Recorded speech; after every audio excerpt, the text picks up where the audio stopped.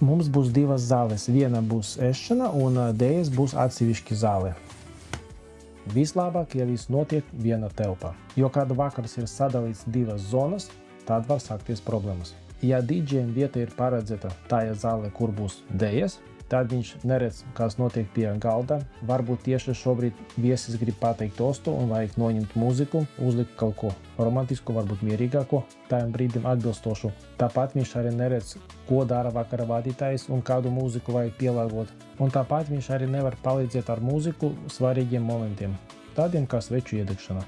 Un otrādi, kad DJs ir tajā telpā, kur ir vakarienes, viņš neredz, kas notiek tajā otrajā telpā. Vai viesi jau sāka dejot, viņš neredz viesu reakciju, iespējams vajag pamainīt mūziku, varbūt uzlikt skaļāk, varbūt tieši otrādi ir jau par skaļu. Labāk, kad viss notiek viena telpā. Bet ir vietas, kuri pasniedz šo te kā baigu ekstru, kā ir iespēja viena zāle dejot, skaļa mūzika, un otra zāle, kur cilvēki var pasēdēt, parunāties, un viņam nekas netraucē. It kā skan ļoti labi. Šis variants ļoti labi var strādāt ar muzikantiem, jo viņam nav jāapskaņo vakara programmu, īpašus momentus, viņam vienkārši jānospēlē savu taimu. Un tad viņi zina, ka, piemēram, 8 viņam ir sākums, viņi nospēlē savu taimu, aiziet atpūsties, tālāk strādā vakara vadītājs. Šajā gadījumā divas zāles ir laba opcija.